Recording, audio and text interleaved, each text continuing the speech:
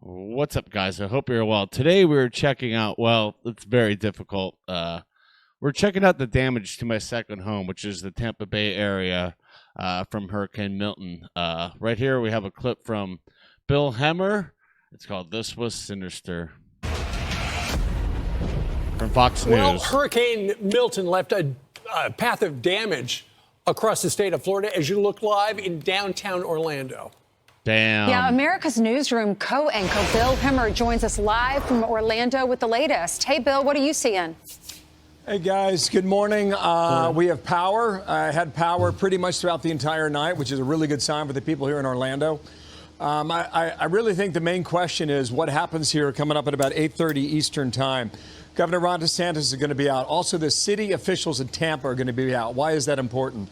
We have yet to get an assessment, guys, of the barrier islands on the west coast of Florida. That was where the eye wall slammed into places like Sarasota and Sarasota County. And you've got Longboat Key and Siesta Key and Venice down to Boca Grande and Sanibel. And yeah, Siesta Key took an absolute direct hit from this. South Sarasota did too.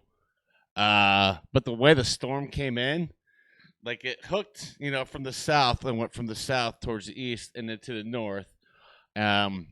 North Tampa got the brunt of the storm. Unfortunately, that's where my folks, where their home is. And yeah, scary stuff. If you remember a place called Pine Island, about 2 years ago, there was a hurricane that took out the bridge that led out to Pine Island. And Governor DeSantis, remember the time now, he was getting ready for a primary race for the Republican nomination. And there was a prediction that that bridge would take 2 months to repair, and they got it open within 2 weeks' time. Well, late last night when we were reporting here on the air in Orlando, we were given indication that bridge had been knocked out again. To what extent, we do not know. But no reporters have been able to get out to these barrier islands. Oh my so God. We really do not have an assessment just yet about how they survived through the night. That's going to be key number one.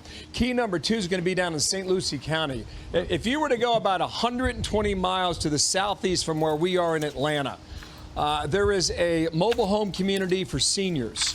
They got hit with tornadoes yesterday afternoon. You know, that leading band of the storm was massive. And you get ready for the direction of the storm. Everybody watches the way, where the eye is going, and you try and make a projection. Well, this eye was coming west to east. The area I'm now describing in St. Lucie is on the other side of the state. And we had more than 100 tornado warnings yesterday afternoon. 126? Yes, you get tornadoes with hurricanes, but it's 2 or 3 or 5, maybe. 126. But more than 100 in one day is extraordinary, and I have to check with our meteorologists at Fox Weather. That might be a record for a storm like this. So I keep an eye on St. Lucie, and when these officials brief after we have daylight here, now breaking in Florida to find out what's happening on those islands that I described a moment ago. Right, and Bill, we're looking live at some flooding there in the Orlando area right now. Screen right, somebody who can obviously see the bottom. One of the things about Florida is they really prepare ahead of time. They flew in generators. And they're resilient, too. They got Starlink satellite systems. They now do those aqua fences around critical infrastructure like hospitals and electric infrastructure so that floodwaters don't knock them out. Yep. Yeah. That's a great point, Steve, and that's part of the preparation the governor put into this. He's got a lot of experience doing it. I think before the hurricane season began, he told his state to get ready for 7 direct hits, to get ready for 7 hits. Florida went 10 years without a hurricane, right? 2 in 10 days. It was 20 years ago this fall, I should say, where you had 3 hurricanes in the span of about 6 weeks. It was the summer-fall of 2004, and I think it was Charlie and Jean and Francis that crisscrossed the state, all coming east to west. The storm came from the other direction, west to east, which is exceedingly rare. It's uncommon this time of the year. DeSantis yesterday said they pre-positioned 20,000 electric teams and members to be ready to attack this storm. And it's going to be a big job getting the power back. You can see the video. I mean, lines are down everywhere. And again, we'll wait and see what happens on the west coast. Daytona. Bill, what do you expect to hear from the governor during this press conference? My expectation is that he'll have a pretty good handle on where the hardest hit area is. I'm very familiar with Florida. I'm especially familiar with the west coast of Florida. You know, the way the state grew, you know, air conditioning came first, right? Yep. And then you had the interstates. And on the East Coast, it was I-95. So all the folks from New York and New Jersey went to the East Coast of Florida.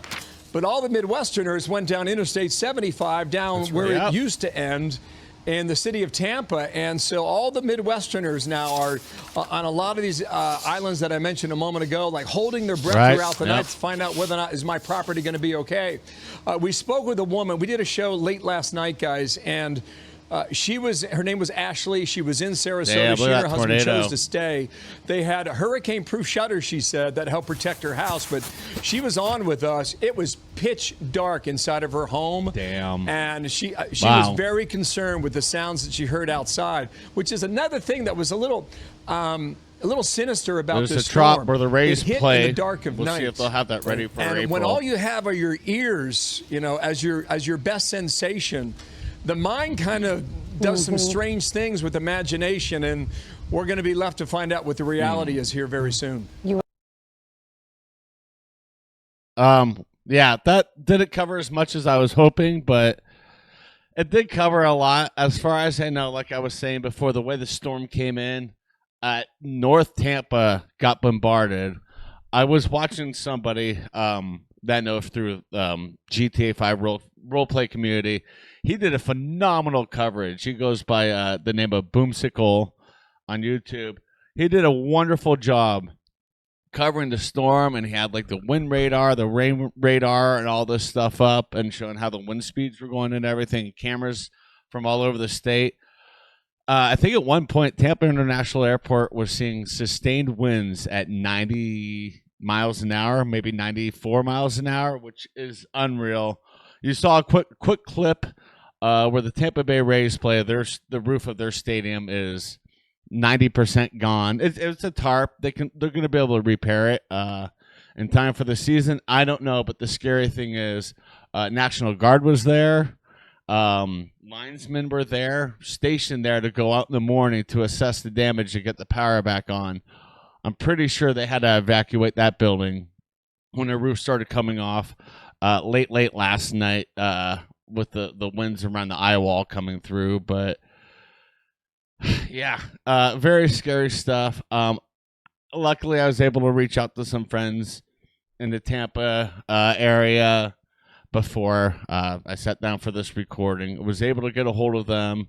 Sounds like they're fine. Minimal damage to their house. My dad's house, I don't know. They evacuated earlier this week, and they're not going back home until late this weekend. So I don't know the amount of damage at their house. They have a huge oak tree in their front yard, and the biggest fear is that fell on the house. And if that fell on the house is totaled, because that would take out, dining room, family room, master bedroom, office. So the house would be total. My other worry is their pool. They have a swimming pool in their backyard. You might have seen some videos way back in the day of me swimming in their pool. I don't know how much my dad drained of that pool. Hopefully he drained it to a level that he's never drained it before, because they got about 14 to 16 inches of rain at their house. And in their area, the closest wind thingy that I was able to find around their house, they're still getting 80 plus mile an hour winds. Their windows are good up to about 80 mile an hour winds, because they don't have hurricane windows. It's Tampa. Tampa has not been hit like this by a hurricane in 103 years. So why would you get hurricane windows in Tampa? I mean, it's so much more money to do.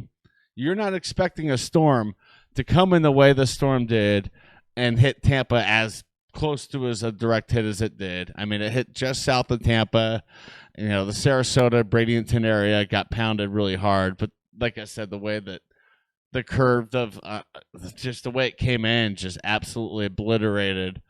My guess is University of South Florida sustained crucial, major damage. Whoop-de-doo Busch Gardens probably sustained some really major damage. and all of North Tampa is probably, under at least 6 inches of water. So it's just, I don't know. It's just scary. As I said, I was watching Boomsicle last night, his coverage over the mainstream media, because they like to blow shit out of proportion. And Boomy did a hell of a good job. Like, when I went to bed last night, I said, dude, props to you. You've done a phenomenal job covering this. And he did it in a way like, people are coming into his live stream chat saying, I have a friend that lives in blah, blah, blah, in like Lakeland, Florida. And I was texting him, and then it stopped. I don't know. And he's just like, your friend's okay. Your friend's okay. They probably just lost cell service, maybe power. Trust me, your friend's going to be okay. And we're in a chat just, reassuring them, like, your friend's going to be okay. Your friend's going to be okay. But, yeah, the way that Boomy did that last night, phenomenal. But, yeah, this damage is catastrophic to the Tampa Bay area and all the surrounding areas. They were in Orlando, and they were showing I forgot the intersect orange and something downtown Orlando. Yeah, the lights were down. That's minimal damage. You're going to see the damage on the Gulf Coast going from Fort Myers all the way north of Newport Richey, and it's just going to be absolutely it's going to look like a war zone, and it's scary. It really breaks my heart to see a storm like this. Helene broke my heart too. It's just the way that came in, and how people in Asheville, North Carolina, sustained hurricane damage. You move to Asheville, North Carolina, you're in the Smoky Mountains. You're not expecting to get damage to your house, and they did. It's just, I don't know. I mean, there's a few friends I haven't heard back yet from the Tampa Bay area. Last I heard from them was last night. They posted a photo of their kid playing with like a camping lantern because their power went out, and they said, okay, well, I'm gonna go to bed now. But I don't know. From this storm, there's been multiple deaths. Another insane thing is 126 tornadoes. 126 tornadoes, and most of those hit south of where the major part of the storm hit.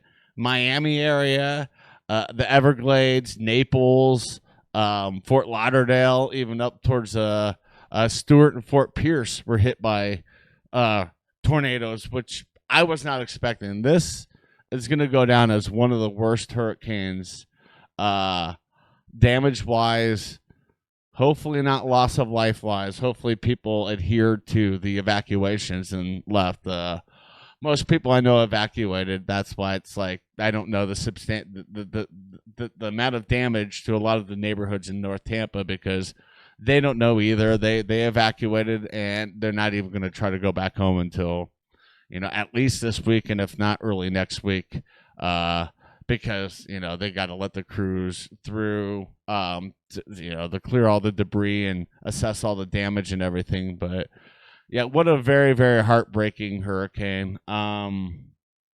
Jesus, I've never seen anything like this in my life. And in all honesty, if I was living down there, because I almost moved down there, I was close to moving down to Tampa, in early 2020 before COVID hit, and that kind of threw the wrench in that. I don't know what I would have done. I don't know if I would have had somewhere to evacuate to with Lucy and Bailey. I had no idea what I would have done, and it's just a scary thing. Luckily for a lot of my friends, I have other friends inland and north that they're able to, book it to and evacuate to and go somewhere safe. But those who had nowhere else to go, my heart goes out to them.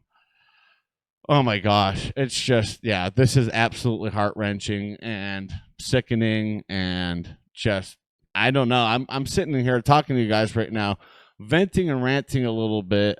Hopefully, I gave some correct numbers about the amount of rain that fell in some areas, the wind speeds. Wind speeds were, I don't know, like where it hit. God, I think the wind speeds were probably sustained around 100 miles an hour. Like, even seeing Tampa Airport and Clearwater St. Pete Airport with wind speeds at 90 miles an hour, unreal, just absolutely unreal. But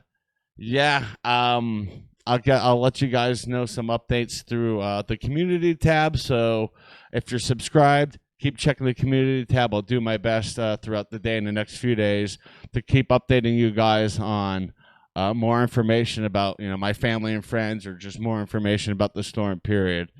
With that being said, I want to thank you all for watching. Stay safe. Please stay safe. And I'll talk to you guys soon. Bye.